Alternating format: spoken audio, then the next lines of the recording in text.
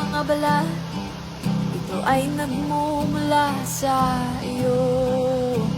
Mula sa berdeng mga puno at asul na dagat, kay sarap pagmasdan ang kagandahan mo.